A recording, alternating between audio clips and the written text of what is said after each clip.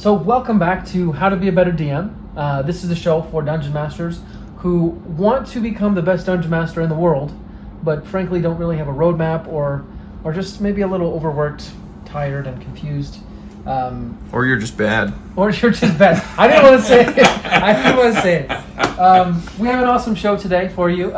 First of all, I'm Justin Lewis. I'm your host. I've been with you for the last 130 episodes or so. And behind the camera is my co-host, Kate Notley. And we actually have two awesome guests here with us today. We have Matt on the left and Stan on the right, both from Wasatch Forge here in, what city are we in? Salt Lake City. Salt Lake City proper, Utah. And in case you didn't know, from the Forge in Wasatch Forge, this is a blacksmith forge or shop. What would you? Blacksmith shop. 100%. Blacksmith shop. Awesome. And actually, fun fact: their main export is blacksmiths. They actually make blacksmiths. So if you want to just give like a quick intro of what Wasatch Forge is, and then we'll dig into everything else. Yeah. So Wasatch Forge grew from a desire to make swords and knives when I was a young kid and get the capability to do that, and doing that in, I don't know, as a 14-year-old kid in my dad's shed on the side of the house. There wasn't any teachers, especially in Utah. There wasn't YouTube. There wasn't a whole lot of options to get that capability. So I just started working on my own and wanted to make product. Wow. Wanted to make things for me to have. Wanted to eventually make things to sell. As that dumb 14-year-old kid didn't burn down his dad's shop in the house. Miracle, right? That's right. And then I apprenticed up at This Is the Place Monument. It's a little LDS historic recreation village when I was 17 and 18 for a couple of seasons there. And then I started my own business, started making things for garden centers and things like that. Failed absolutely miserably. Then I was still a blacksmith, but very, very hobby level. I met, kind of got into the community of blacksmiths in Utah. A whole bunch of old timers who were passionate about it, and they kind of left me alone. They would occasionally do, like once a quarter, they would have a meeting at one of the shops, and it was definitely this good old boys club. So I kind of felt disheartened, and I stopped doing it. Started working at a steel warehouse, started meeting some people who were up-and-comers that were my peer group. Then we got together, rented out a little shop, and then they started dropping off one by one. And I just started keeping the shop going, and one of my apprentices said, Matt, I want to make you a web page. Cool, great. What do you need? Nothing, I'll take care of it. That's my day job. All right, neat. 2 months after that, the University of Utah Continuing Ed program reached out to me, called me, said, hey, I saw your webpage. I see that you teach classes. Do you want to contract with us and do ongoing blacksmithing classes for us? Wow. I still had one of my friends that was still slightly involved in that, but he had done a lot of extracurricular teaching, and he said, yeah, we can totally do that, no problem. And so we started teaching for the U of U, started teaching additional classes, and that started bringing money into Wasatch Forge. Being such a time-honored craft that takes so much time, you can't compete with Walmart, you can't compete with Cold Steel, you can't compete with United, God forbid. To get these kind of things that we create. So there's just no market in that. Yeah. But as I've kind of learned over the years, our hands are built the way that they are to hold tools. Yeah. And the tools that everybody gets to hold nowadays are mouses and keyboards, and we're all white collar workers who don't get to make anything. Yeah. And so I've capitalized on that itch in the back of our heads that says I need to make something. I need to have something that is mine in my design that I can either pass along or give away or sell, and there's this real passion there. And I said, cool, all right, so I'm going to make money off of this. And Wasatch Forge changed to a school. So we teach 6 days a week. We have junior smith programs. We have people that come in from out of state and take these large classes and learn to make knives, not unlike the one I carry on my hip. Of course, this is a little bit, 200-year-old wrought iron on the side, a Crew Forge V edge, ironwood on the handle, because, if you have a theme, you might as well stick with it. That was actually made by one of the best smiths that has come out of Wasatch Forge, Stephen Moon. Now, one of the best smiths that came out of Wasatch Forge lends itself to a lie. And I could stop right there and say, oh, well, that's because of Wasatch Forge. Right. That's not. It's because of the craftsman. Yeah. That you are inside and the time that you put in. Yeah. He's a medically retired vet, and his capability to find a process and refine it and make it excellent made him the smith he is today. Yeah. And probably to that note, there's the best forge or not forge, the best smith to come out of Wasatch Forge probably hasn't come out of Wasatch Forge yet, and maybe listening or watching this right now, right? 100%. Start here. Exactly. Exactly. Awesome.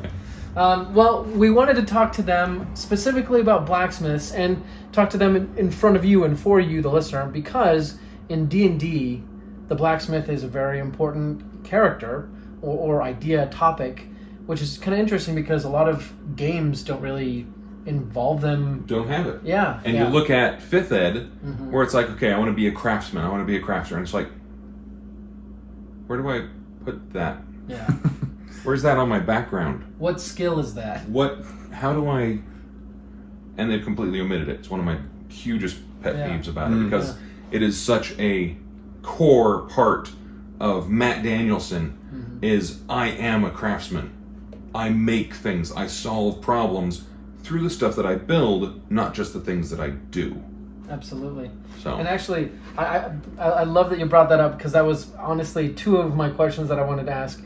But also we have Stan here. So Stan, if you could give us a quick background of you and your smithing. And also, just so you know, listener, they are actually about to go play a D&D game later. Of course. I mean, you don't run a professional blacksmith shop and not play D&D. It's just not done. Absolutely. So after you give us a quick overview of yourself as well, if you guys could talk about the characters or DMing style that you're going to be employing tonight. How much time do we have? No, a lot of my story on getting into blacksmithing and doing all that, very similar to Matt's. Very nerdy kid. Yeah. We'll start there. Really like the idea of armor and swords and all that, and went, okay, well, I see in movies, I see in video games, played a lot of Skyrim at the time as well. Nice. Was looking at smithing. I'm like, okay, I want to start there. I want to get something hot. I want to hit it. We'll start there. Yeah. And literally started in a hole in the ground in my backyard. Literally made a forge out of digging a hole and throwing wood into it and having a hairdryer blow air into it. It was awful. What? Effective? No, not effective. Definitely left me wanting. But I ended up doing that for about a year. My parents were like, okay, this is kind of sucking. He's not losing interest. It's not a phase. It's sticking. It's not a phase. And then I ended up having a neighbor who did some historical recreation at a place called the Benson Grist Mill in Utah, kind of in between a place called Tooele and Grantsville. And he saw me attempting metalwork in my backyard and went, oh, there's a blacksmith shop there. We just need someone hitting hot steel, doing something there. There's already tools there. Yeah.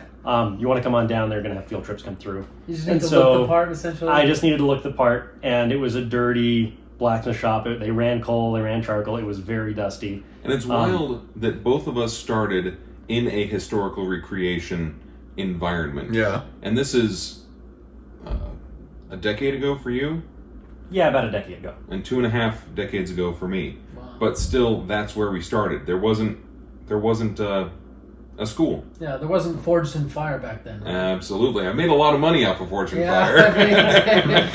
that looks easy. made people go, wait a minute, that's a thing that people can do? Yeah. Absolutely. In fact, why don't you go to this webpage? Yeah. Yeah.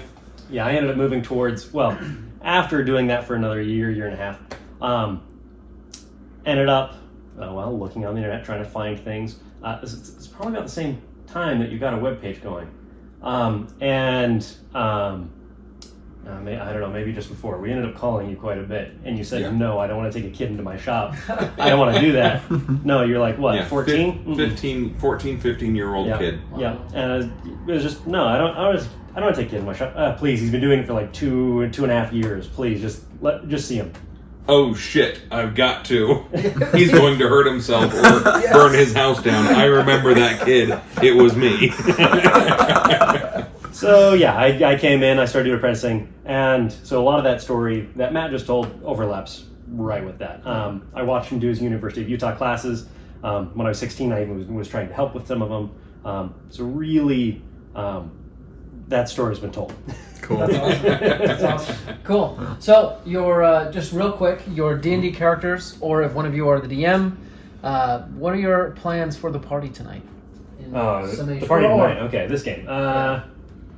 That's a great question. We're Dump stat min-maxer. okay. You gotta be stupid, man. Well, I like building bricks. It's fun. My character, I think, where we left off, I was currently restraining a goblin to interrogate him. Yeah. Classic. Yeah. Very classic. We're doing. What world are we running right now? So it's a Pathfinder first edition.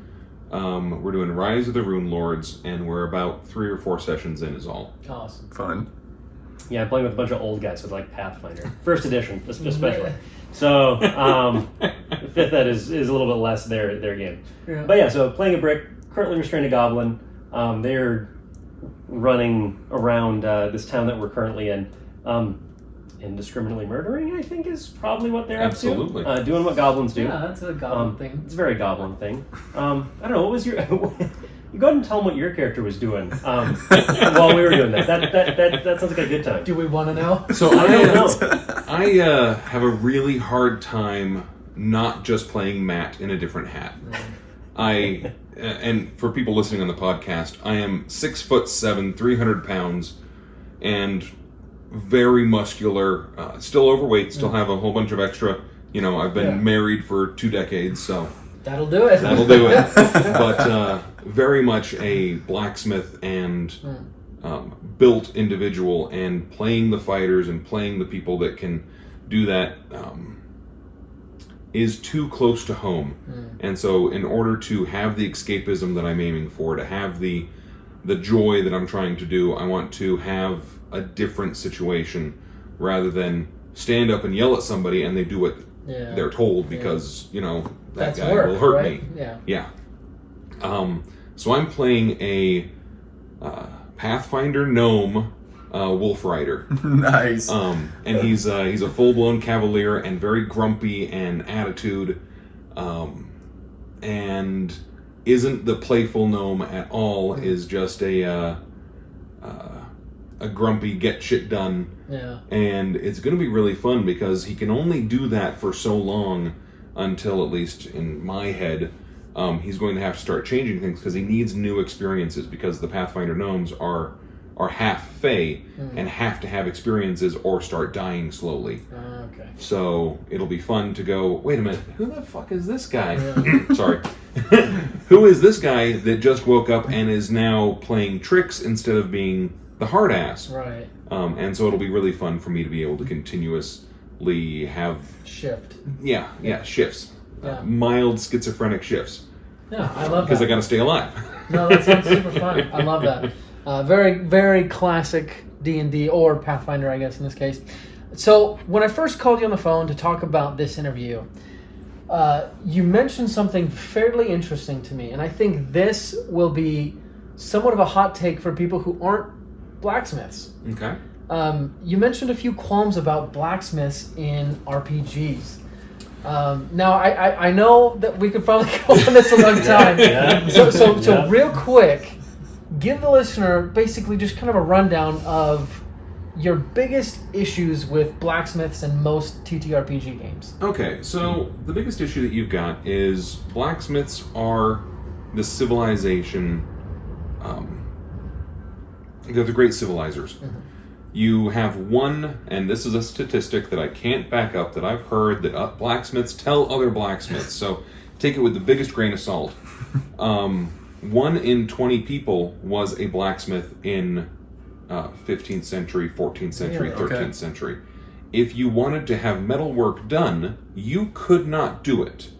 You had to have a blacksmith do it. But at least like 1 in 20 people, you probably knew a guy. Yeah, absolutely. Every village. If you didn't have a blacksmith, the village would not survive.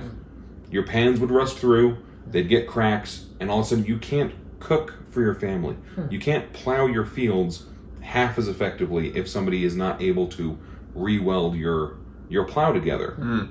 So you've got to have a blacksmith, or you have very, very low capability to farm appropriately. I mean, you look at how many people farmed in medieval times. 90% of the population was tied up in farming, and that entire industry is drastically improved by having a blacksmith.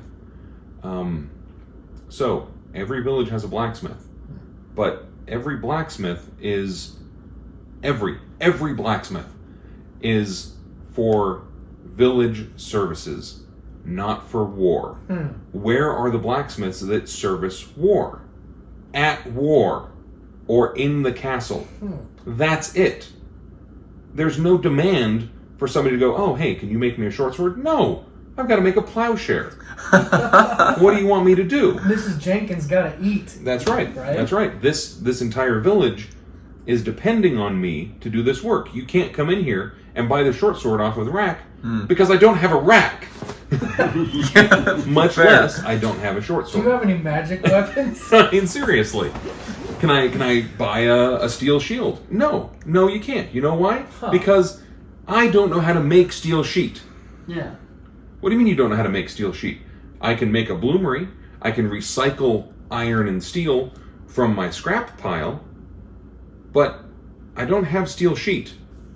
But wait, it's 16th century. Okay, cool. We got cannons and handguns, and it's no longer D&D. Yeah.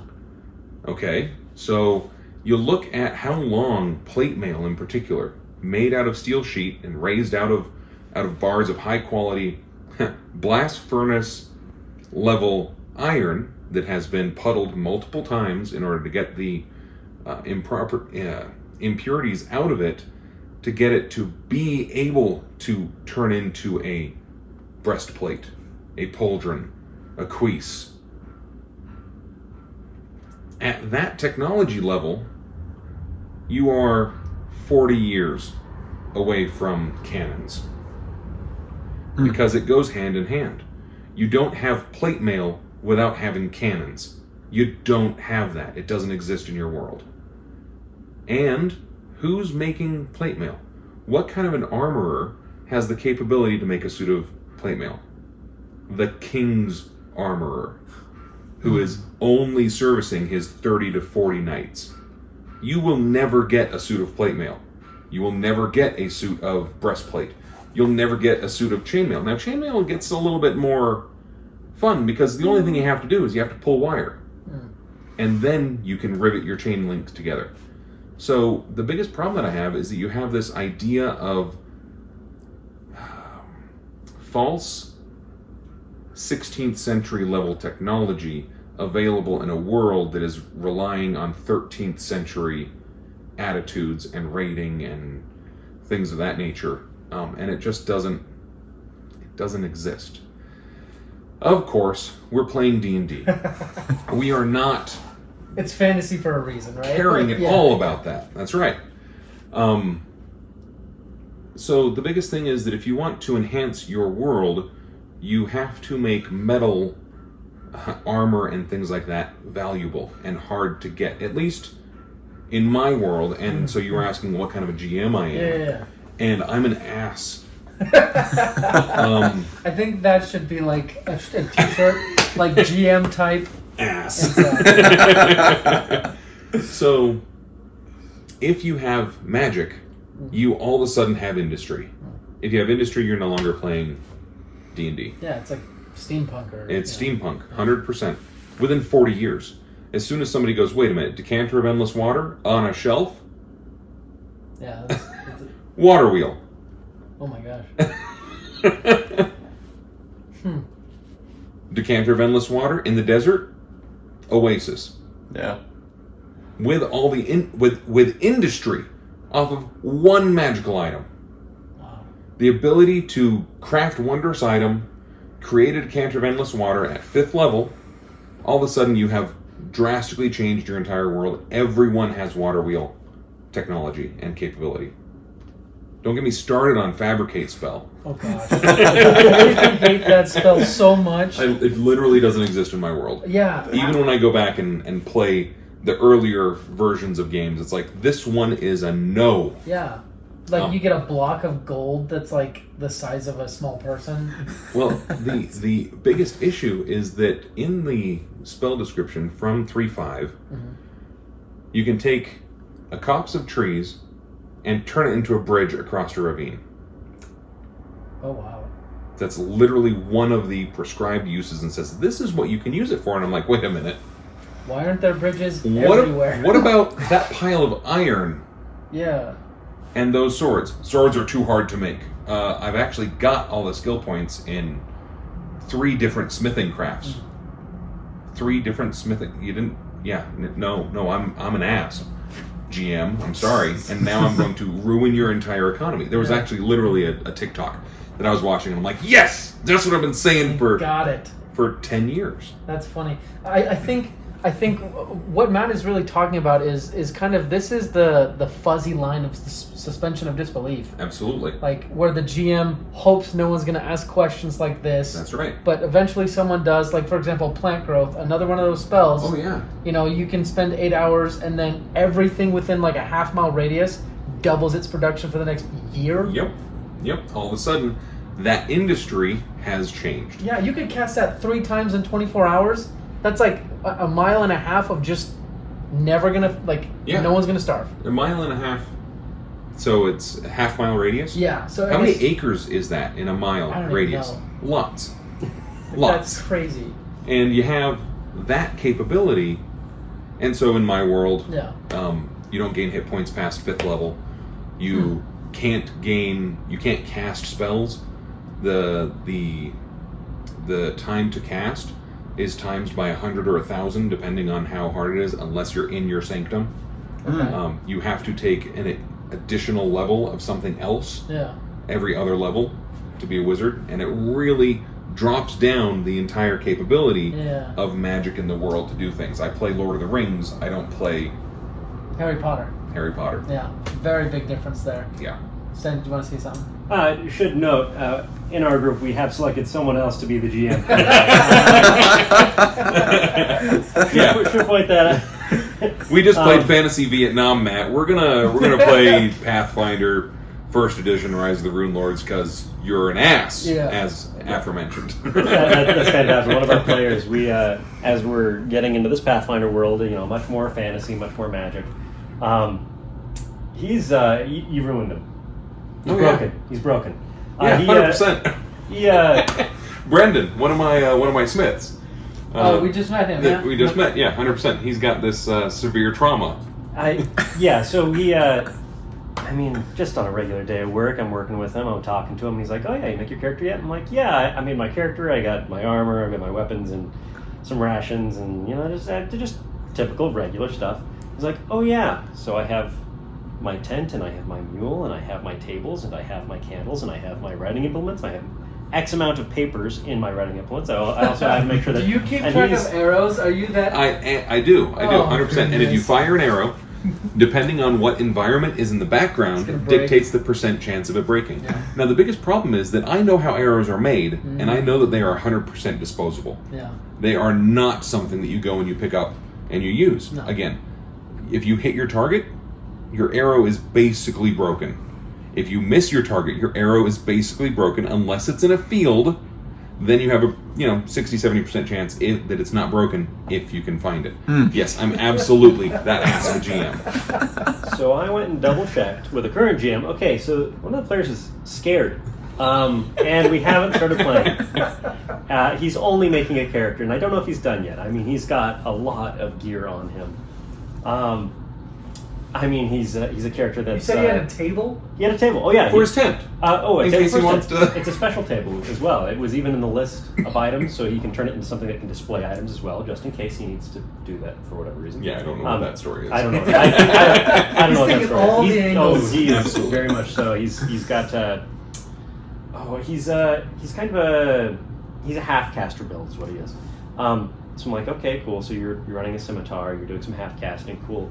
Why do you have the bow? He's like, oh, just in case I need to hunt so I don't die and starve. I'm like, oh, okay. So you have... He's like, yeah, just in case.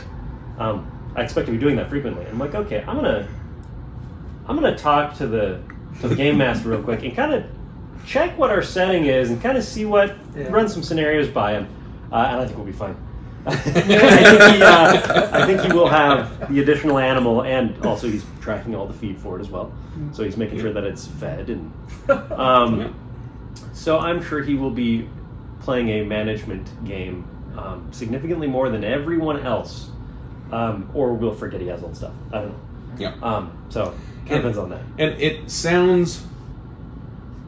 I was gonna say it sounds worse than it is, but the points that he's bringing up and that I'm bringing up are not completely invalid. We're playing them a little bit for the laughs, but I try to get my players to experience as much realism in their fantasy as possible.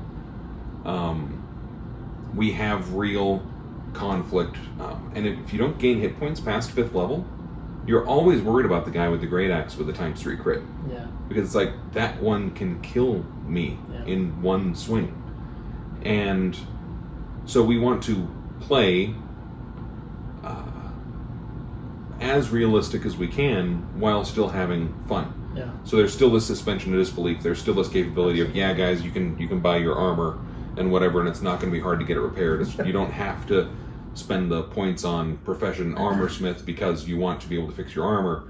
It's not that bad, but if you decide to go down an underground river and have your entire party all chained together by a rope and fail your... Someone's gonna drown. Well, I was nice enough. Oh, good. Nobody drowned, but they all wound up in the Underdark. So my entire campaign literally went from, here's my sandbox, here's my invading kingdom, here's the court, here's the hobgoblins, here's the yada yada yada yada yada, and this is how it'll grow and progress. So if they don't pay attention to this, then this will become the next issue as the levels increase. As it happens. The environment gets more and more complicated, and then they go away, and I'm like,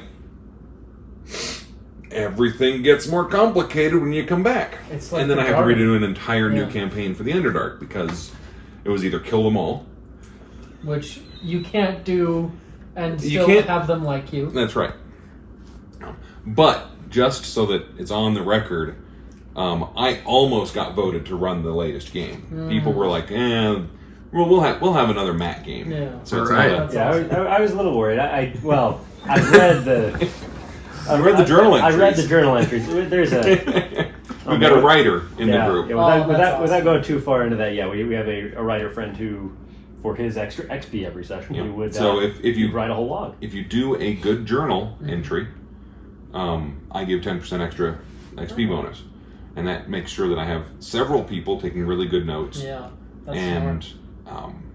Then this guy is a writer, and so he literally wrote like from his character's perspective. 100% beautiful, lots of fun. And it's written from his character's perspective, and all of his character's prejudices which is really exciting to. That was interesting reading it too. Yeah. I saw that. Very interesting. So it's a really good time. That's awesome. So, gosh, where did that question go? It was just on the tip of my tongue. What were we doing tonight? Yes. So I wanted to sum a little bit of what we've been talking about because I think some really important points have been brought up. And interestingly enough, not exactly about blacksmithing, in my opinion. Right? This is a little bit more about the game itself. So first thing, session 0. It's very important you get an understanding of who the DM is. Oh yeah. And the DM also explains the realism that they're going to expect, right? Yeah, so the weirdest part for me is that I've been playing since I was 12. My first character I made with my sister as the GM when I was 6. Wow. I've been running games since I was 12, and the writer friend of mine and I have been playing D&D or other myriad systems forever. 3 decades, 2 decades. Yeah. And we've never done a session 0. Oh. And okay, cool. I'm running a game for my kids. Yeah. And I want to do a session 0 for my kids, and I want to make sure that everything is copacetic. Yeah, that everybody understands exactly what you're talking about. And I'm like, hang on, guys, we gotta stop this game right now. We gotta have a session 0, 30 sessions into this campaign that we're currently in, and know what people are expecting, because this was really damn important, and we have never done this. What is your guys' rating? Are you guys okay with this? Where do you stand on this? And yada yada yada. And so now our method is we do a session 0 for each GM. So when the campaign ends, we have several GMs in our friend group, and we're like, okay, so I can run this, and I like this, and I like this Monster of the Week type game. No, I like this horror survival game, which is what mine turns into because consequences. Yeah. It's not your fault, right? It's not my fault. No, not at all. I don't know anything about these assholes. You broke Brendan. That was you. I did. I did. I totally broke Brendan. 100%. But yeah, session 0 is so incredibly important to know what you're getting involved in. So, I love it. One last note on just based on what I've understood and maybe some world building tips, and then we'll move on to some of these other questions. So first, it's not a village unless there's a blacksmith. Correct. If there's no blacksmith, it's just like a grouping of houses that all it's a small farm community. It's like a settlement that needs to travel to get things on a routine basis. Exactly. It's not, I have to go get medicine for my sick grandmother. It's, I have to go fix the plowshare. Otherwise, we're going to all starve. Which could give you some really interesting plot hooks if you find some sort of settlement like that, and there's raiders, right? They can't... And they killed the blacksmith and his apprentice. Yeah. Yeah, or, they left or whatever, right? They're like, towns, based on what we're hearing, towns can literally just disappear if the blacksmith leaves to find other opportunities. Yeah. Hence the term journeyman. Because you've got a master of a blacksmith shop, that means he owns and controls his blacksmith shop. Then you have an apprentice, and everybody knows master and apprentice. It's every blacksmith. Rule of 2, right? That's right. But then there's the journeyman, which is the blacksmith who is going out to look for these farm communities to set up a blacksmith shop, to become an important person, to become a foundation member of the farming community and turn it into a village. Wow. So you've got, apprentice, journeyman, and then master blacksmith. That's interesting. So the journeyman is like... Is a blacksmith who's on a journey to find his shop. Wow. That's so cool. I love that. Awesome. So, let's see. I think we covered that one. We'll get that one when we go out in the shop. So, kind of a two-part question. Have you seen blacksmiths being used in an interesting way in a game? And what are some missed opportunities that you think people don't take advantage of with blacksmiths in TTRPGs? So this kind of gets into the whole weeds thing. Okay. So I try to avoid not necessarily boring situations, Sure. but very mundane situations. And the biggest problem with a blacksmith is it lends itself to those mundane situations. Right. It's great when, hey, we found this suit of armor, we have to go get it resized. And then you go and you have a conversation with a blacksmith about getting that suit of armor resized, because it's not magical.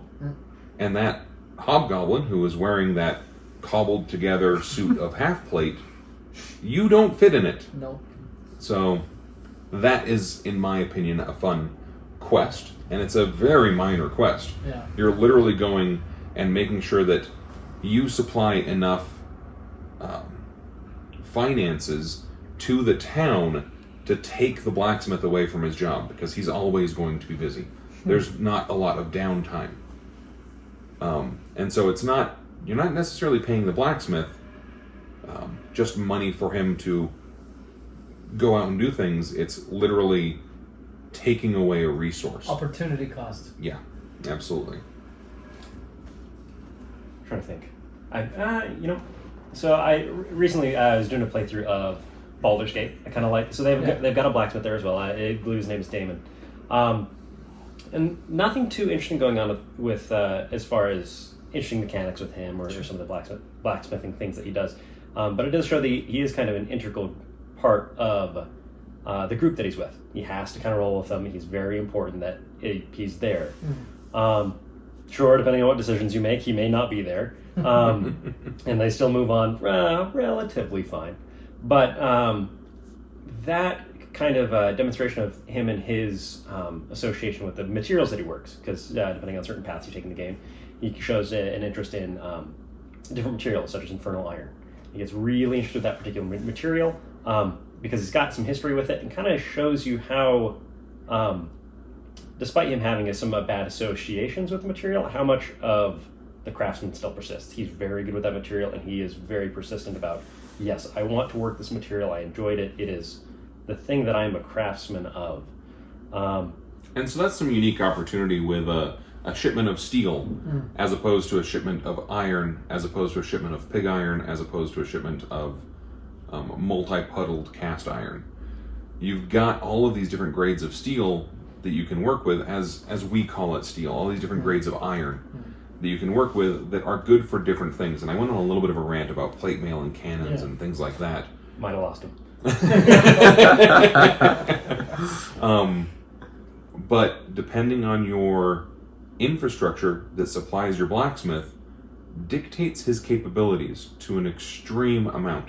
Blacksmiths don't make their own iron. That's the iron mill, which is tied to a water wheel, which is tied to, a river that may have been dammed upstream, or et cetera, et cetera. There's hence Saruman and Two Towers. Absolutely. We work a little bit with some of the limitations of some of the different materials that we stated. And mainly, I don't think that's necessarily, a modern blacksmith should. I think that's mainly, we're nerds about it as well. We really want to know the stuff. We like the history, we like all that. So yeah, the blade on my hip is that 200-year-old wrought iron because it's bad. Yeah. It's not a good thing, but it has unique character to it that is intrinsic to the material.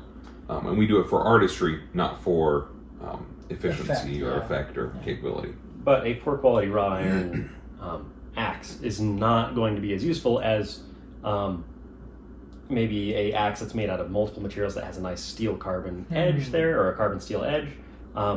There's some difficulties trying to work that material. Wrought iron, if it's kind of low quality and hasn't been refined very well, can be really hard to work. You can hit it even while it's hot, and it will want to split apart on you and do bad things.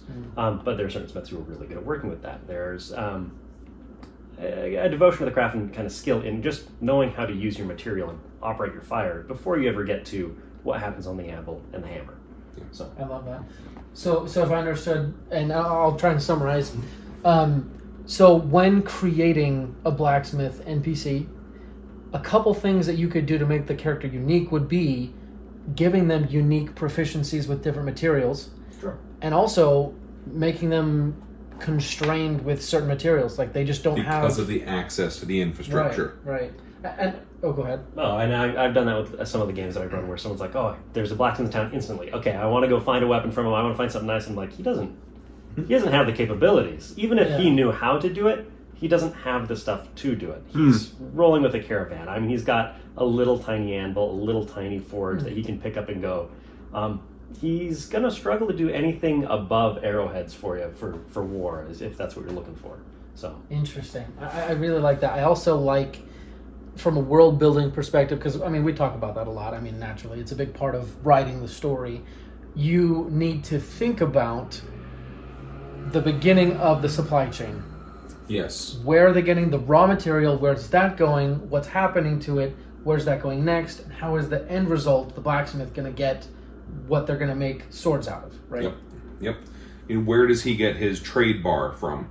Which is a bar of wrought iron that has some forging done to it to show its capabilities. And the blacksmiths actually literally go and look at the animal head on the end of the bar of steel and then go, okay, that whole thing is probably all good. So I'll take that bar of steel. It's actually one of my... If I could get my hands on a English piece of trade iron, just one of those end pieces that were cut off that had this steel can be bent and twisted and curled before it starts to fragment, I would love to have that on my coffee table. Wow. That's cool. That is really So cool. there is so much unique depth in this craft. And the other problem I have with blacksmiths is, I said the blacksmith who made armor, blacksmiths don't make armor. Armorsmiths make armor. It's a wildly different skill set. Not every blacksmith can do every craft. For example, I am a instructor, manager, organizer, and I have a good booming voice, and I can take and control large classes. Sure. That's kind of where I have A, followed the money, and B, doesn't hurt. developed my skill. Yeah. And you have Brendan, who has made swords. That's what his passion is. But he doesn't do armor at all. I mean, he's done some, and it's armor, but it's not good. And so we're all pushing our envelope in that regard and trying to get that. And it's taking us years to get good at armor after we're already good at blacksmiths. We got Stan, who is specializing in wrought iron and more decorative actual blacksmithing work. We do have an armor smith that comes in every week and kind of guides us through building our suits of armor. And he is excellent at that and significantly better than any of us at armor smithing, even though he's been doing it for he's been working metal for significantly less time than I have been working metal. But He's specialized. Specialized is to a remarkable degree. I mean, just do a little bit of a Google search on how many craftsmen went into making a traditional Japanese katana in the 15th century. Yeah. It's something like 20. Jeez. Wow. It's not one smith. That's crazy. And that even continues on to a little bit of what I was saying with world building. When you describe there's a blacksmith in the village, then in other cities you can say, yeah, you could find blacksmiths, you could find swordsmiths, you could find armor smiths, you could, and this should probably be included, you could find magically enabled blacksmiths, right? Oh man, as soon as, like I was talking about, when you get that industry of magic in there, all of a sudden you've got capabilities. And one of the things that I've really wanted to do in one of my worlds is to create a necromantic blacksmith whose water wheel is powered by zombies. Why wouldn't you make a trail hammer that's just a guy walking up a hill? Don't give him any ideas. I know, my character's a necromancer. I mean, that's fun. You want to talk about industry and labor, every beast of burden could definitely be a zombie. Oh, yeah. It's 50 gold piece. Yeah. I mean... Jeez. That's crazy. Yeah. That's crazy. I like, when it comes to magic and blacksmiths, I like introducing different types of material. I've got someone that I'm working with a little bit where... Power components. Yes. Oh, yeah. Where they're like, oh, you know what? How about a material that doesn't exist, a metal that doesn't exist? How could that affect certain things? I'm like, well, okay, can it bind to other materials? That's a good question that I like to ask, because we've got a little bit of opportunity with, if you've got a very particularly light elven metal, if it can bind to another one, let's say it doesn't have a great capability to hold an edge, but that's a lot easier to transport if it's significantly lighter. If it's like an aluminum, it's significantly easier to transport, but if I can still make things out of it that are particularly sharp, it can be quite good for traveling smiths. I'd love to see a blacksmith character who's like, you know what? I'm going to put an adamantium edge on a mithril longsword. Interesting. So the sword's I want to write strong. stats up for that. That's fun. I don't know how to do that, but I want to write stats up for that. Because it's super light, super fast, super flexible, and yet incredibly hard on the edge.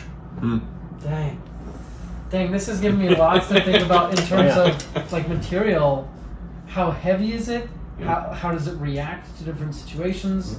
Heat, cold, the whole shebang. Yeah. I think now would be a good time to take a trip into the forge and ask you some more forge-related questions, such as what should the average blacksmith shop have when adventurers go in and the DM's like, this is what you see, stuff like that. So let's take a trip into the forge.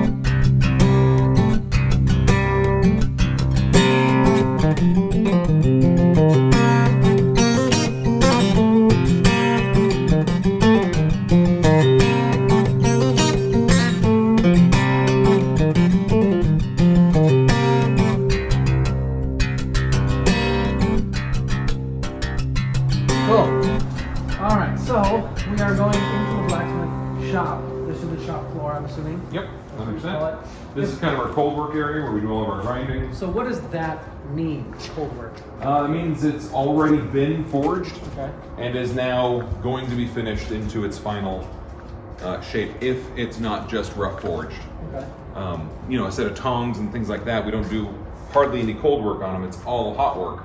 But knives, swords, blades of any kind, it requires a large amount of cold work. Okay. And that would meaning like honing the blade to Yep. refine its edge. Whether it's as Sharpening, basic grinding. as using stones to refine your edges, and that sounds like Stone Age level technology, but I'm talking about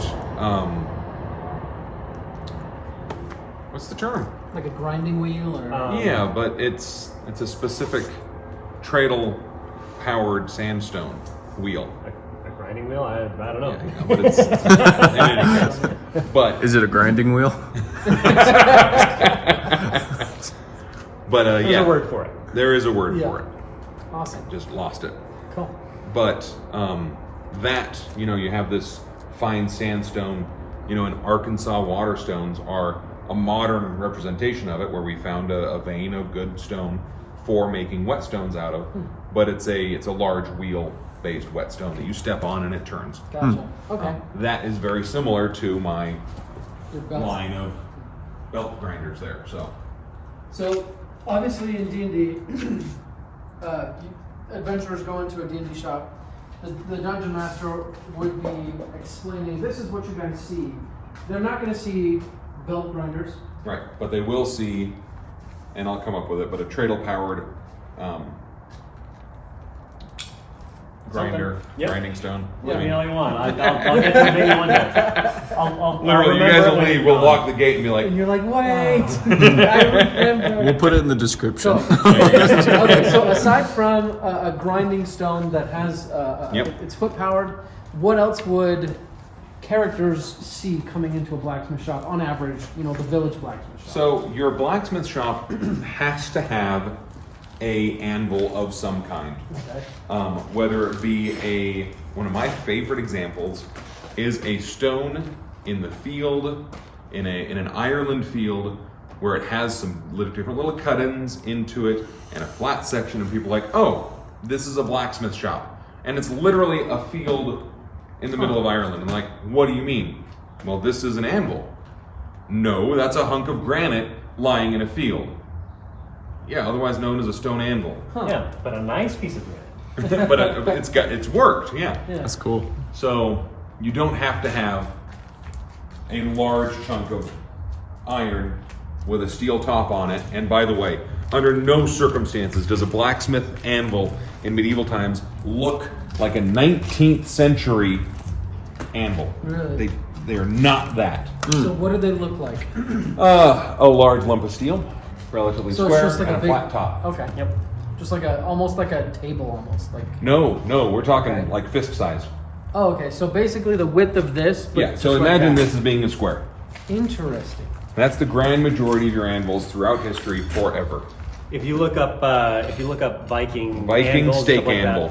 You'll That see is a lot, not a small anvil. well, That isn't. Yeah. It's a regular anvil. We are so, and you look. There's 13 or 14 anvils here, and the wealth of iron and steel in these is bonkers.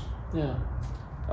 Compared to traditional Viking anvils, and yes, in some big cities, in castles with blacksmiths who are owned by the king, they would have bigger hexagonal anvils that are a good, 20 inches across and have multiple people working on it and multiple workstations, things like that. But for the grand majority of your village blacksmiths, they are 14, 15 pounds on the high end. Wow. That's really cool. Totally makes sense. Absolutely. Yeah, your hammer face is not going to do work on the entire anvil surface. So why would you have more of that incredibly valuable item? And it's not the fact that, well, I have it. Great. So I have one and my apprentice has one. Not I have a big one. You look at that face, it's 4 square inches. Yeah. and that's a relatively large hammer. And that's a pretty good sized hammer. Okay. Well, And for so you. you can work all that entire surface of that relatively small anvil and get really good work done.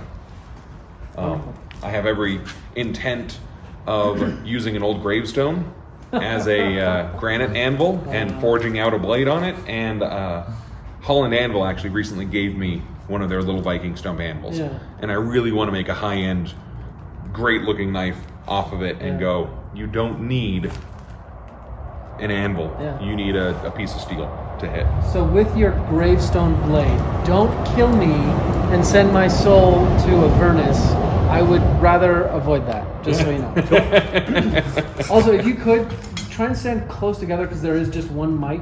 Yep. We're trying. Just that way, we don't want to lose what you're saying. Okay, so they would have an anvil, not exactly looking like this. Like these. This is the stuff of cartoons, not D&D. Correct. Right? And 19th century. And 19th century. And 19th century. What else would they have in their D&D shop? So you've got to have a forge. You've Okay. got to have a capability to heat the metal up to 2,000, 3,000 degrees. At 3,000 it starts melting, yes, I know. But I didn't know that. So so 2450 is where steel melts. Wrought iron melts closer to 27, if memory serves.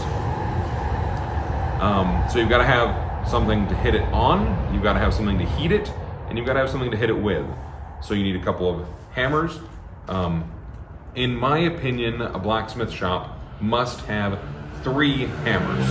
okay. You've got to have a hand hammer that does most of your work.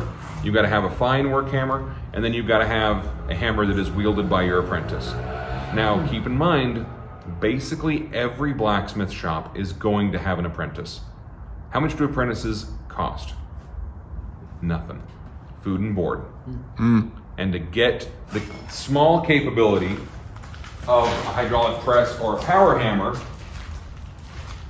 in a, it's still warm, in a 14-year-old kid wielding a two-handed hammer, there will always be one. There's always some kid that will take up the apprenticeship and do work for you. For food, right. For food Yeah. and board. It's easy to get apprentices as a blacksmith. So, forge. Is that even true today? Oh yeah. Oh, that's There's cool. nothing that summons 14-year-old kids like a hammer and anvil. And fire, right? Yeah, and fire. That's awesome. So you got to have an anvil.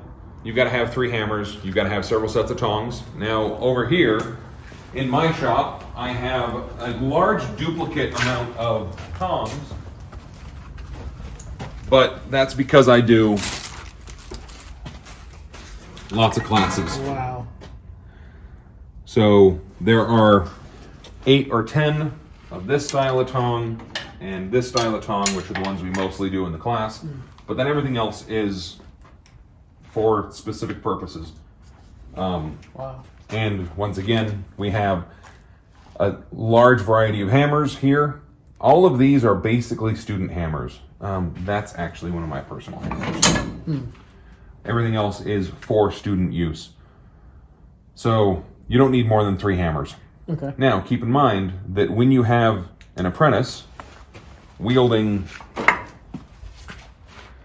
a sledgehammer, the capability to use top tools, they're not hammers, so those rest on the item being forged and the anvil, and then I strike that surface there. And it lets me do finer work. Interesting. And the specifics of these 2 tools, this one here has got a nice flat edge, which is not typical of most hammers. Most hammers have a little bit of a rounded edge. It helps you move material a little bit better. And then this one would be used for making rounds or making even stock. If you want to have a particular, I'm trying to find a specific example, but maybe gates that need a cylindrical rod, you'd be using this on the top of your bar while you've got your 14-year-old strike in the back. Yeah, and for listeners, this hammer that we're looking, or what did you call this? Top tools. Top tool. This top tool that we're looking at almost looks like a Lego hand. It really does, 100%. That's an excellent way to describe that. But yeah, it's a steel Lego hand that's a struck tool. Yeah. So you've got a surface that puts the indent that you're aiming for, and then a tall end on it that can take the abuse of being struck.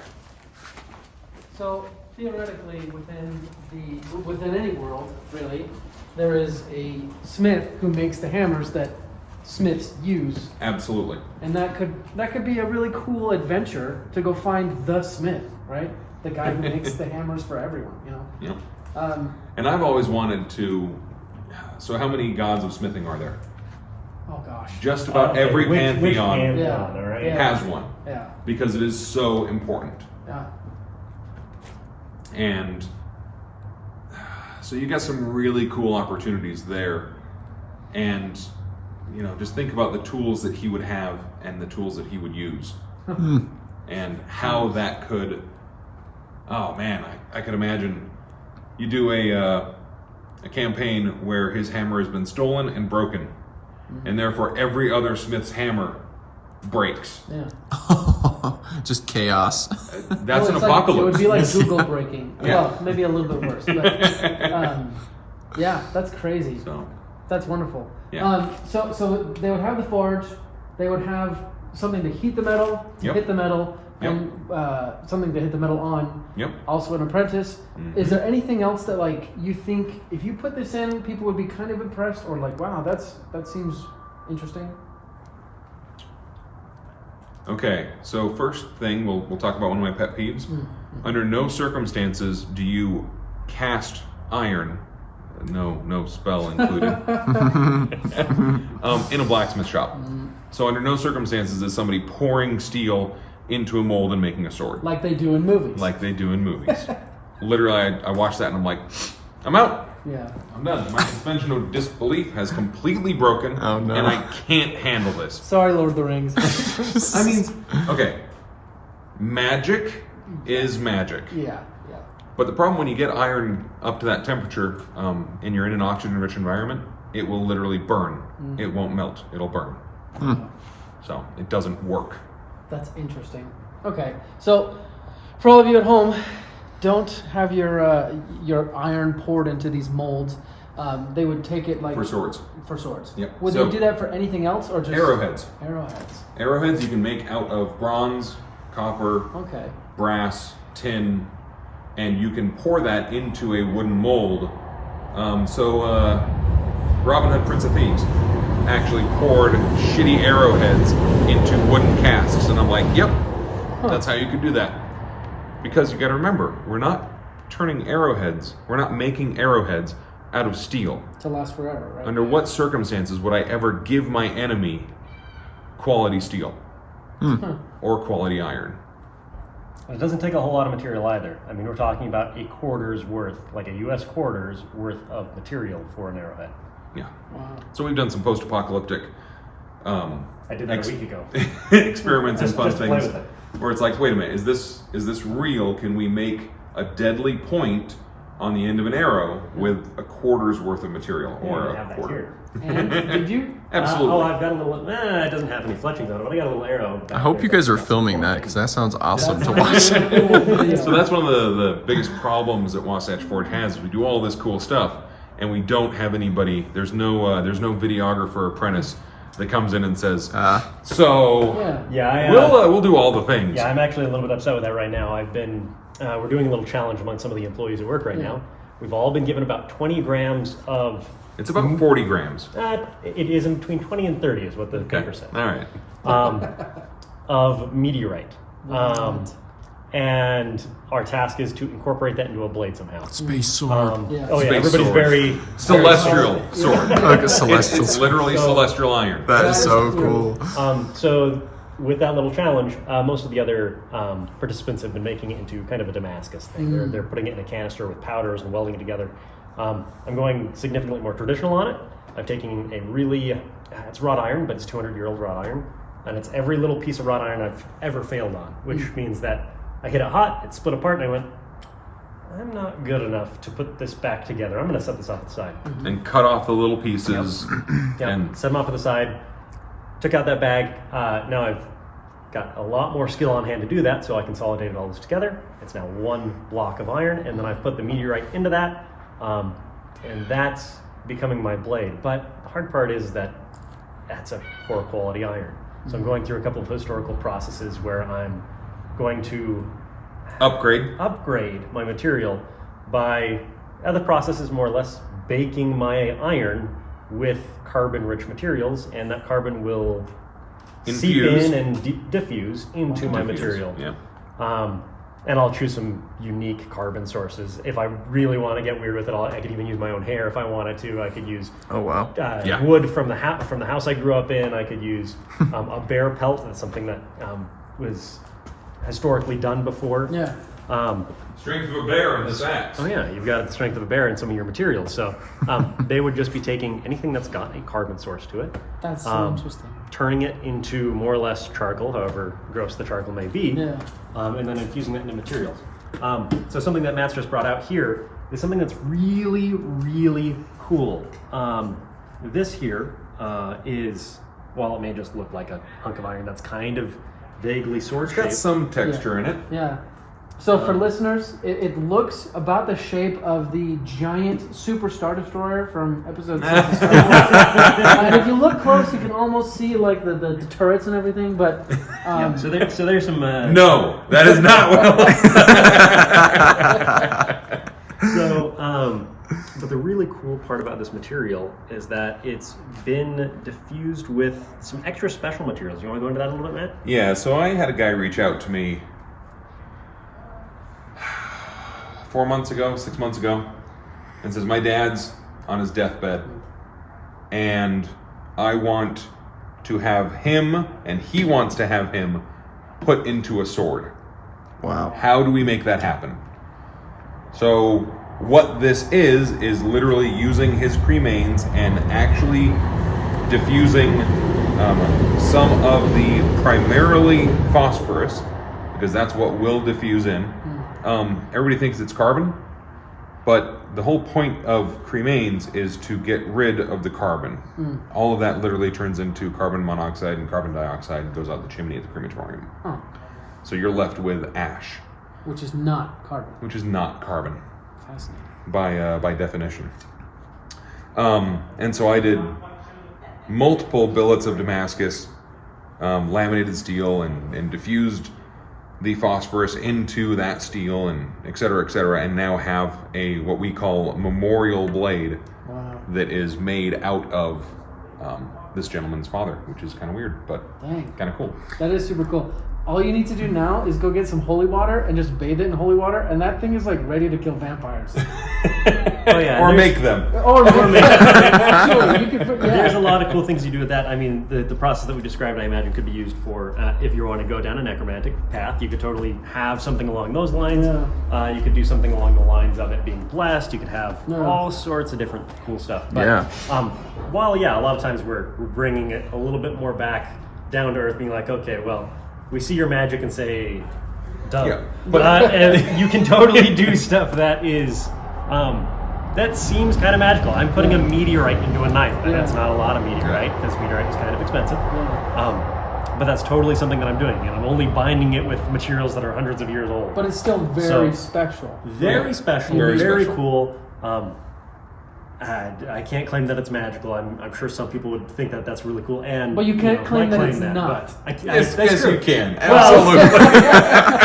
yeah, I don't think it has any special properties other than it probably will not be the best performing knife out of that competition that we're doing. But it's something that's really cool. Where if you could imagine magic being a real thing, you could totally apply rules to that in your game. Yeah, I mean, we're talking about power components a little bit before, and taking the bear pelt or taking the bones of a bear Spiritual and carburizing your steel with that is something that was done, and we could really get into a lot of the ritual of blacksmithing with the time and the quench and things of that nature.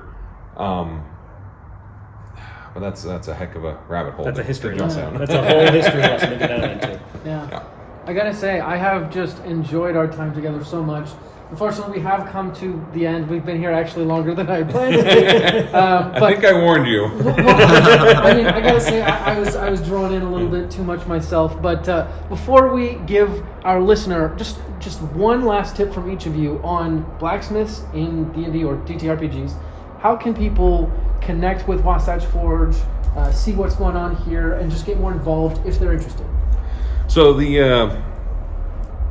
as was mentioned before, one of the big things that we do is we are a teaching school, and we've got the Wasatch Forge Discord. You can find it on my webpage, and there's multiple different little tiers for that where you will have access to us as professional blacksmiths. If you have any questions like that, that is the best place to reach out to us. And of course, if you're in town, take a class. We've been doing this we just had our 10-year anniversary. Oh, wow. We've been doing it forever, and it's remarkable to watch these individuals who have no craft go, wait a minute, I can make anything? Yeah, you can basically make anything. Now you have steel. Yeah, absolutely. Yeah. And now you have steel as one of the spokes on your craftsman's wheel. A lot of people have leather, a lot of people have woodwork, but as soon as you're like, wait a minute, I can forge all of my own tools, I can forge all of my own metal components, it's like, wait a minute, I can make that 6-board chest with real traditional hinges and things. It's remarkably fulfilling to be able to go, I made this for you. Oh, wow, what do you mean you made that? I put it in my forge, I heated it up, and I shaped this for you. It's uniquely fulfilling to have an heirloom that you give somebody. Wow. So. Dang, that is awesome. Yeah. So if you want any more information, check out the website. We'll put the links in the show notes. Also, we have encouraged Matt to make some sort of online offering for those of you outside the Utah. So continually check the website and reach out to us. Yes. Because I would love to be able to service that need. Because if, back at the very beginning of the episode, my first experience with the blacksmithing community was a good old boys club. And it drove me crazy. It broke my heart to one degree or another. And so I try my absolute best to not have any barrier to entry. That's why I'm talking about a light duty anvil and 3 hammers and a friend. Go get to work. I love it. I love it. All right, let's finish up with one last tip for blacksmithing or smithing, really, because it can be anything, goldsmithing, all the things, in a TTRPG from both of you. Oh, that's a hard one. I like how you hand it off to me so you can think here. And it could you could just repeat something we've said today, as in this is more important than a lot of things we've said. And I think the big thing is, I hate to limit the players, but not all blacksmiths are going to be very available to do all of the things. Just because he's a blacksmith doesn't mean he's going to make your suit of armor. It doesn't mean he's going to make your sword. Yeah. He might have some pretty okay iron, and he might be able to repair some farm equipment. That's his limitations. So it's kind of where most of them are going to be at, especially for your first few levels. Perfect. And I can't help but beat the drum of I would love to see the quests given by the blacksmiths. You want this suit of plate mail? You want me to take this time? Great. I need this material, and I need these power components. Make this happen for me. Bring the magic into the steel and into the craft by accepting quests from blacksmiths. I think that is a woefully underrated quest giver. It sounds so cool. I love that. I love that. I think one of the biggest themes of today's episode, really, and something that you as the DM should take away, is that at its core, the blacksmith is a craftsman or craftswoman. They are dedicated to making things, and they love their craft more often than not. Otherwise, they wouldn't do it, right? I'm guessing it's somewhat tiring. You are spending calories. And so one of the things that I didn't really mention is that all of these additional pieces of equipment add years to my craft. Because my wrist, my elbow, my shoulder only has so many hammer swings in it. So we were talking about you have to have an apprentice, and that's why. Yeah. Because that's somebody else's pieces and parts that you get to wear out as well. Absolutely. So remember, with everything you do, that the blacksmith or the smith in any situation in your game, they're a craftsman. We really appreciate you just taking your time and showing us and letting us have this really cool experience. Our pleasure. I can't speak for Caden, but I know I had tons of fun here. Caden, if you want to say anything else as well, you can. Well, I had no fun. I'm just kidding. No, thanks for showing me around before Justin got here. I showed up a little bit early, and I had a blast watching you guys actually work. So. Yeah. Well, if we're here, we're going to put stuff in the fire. Yeah, that's right. Cool. Well, we'll let you get back to it. Listener, we'll be back next week with another awesome episode. Until then, let's go ahead and roll initiative.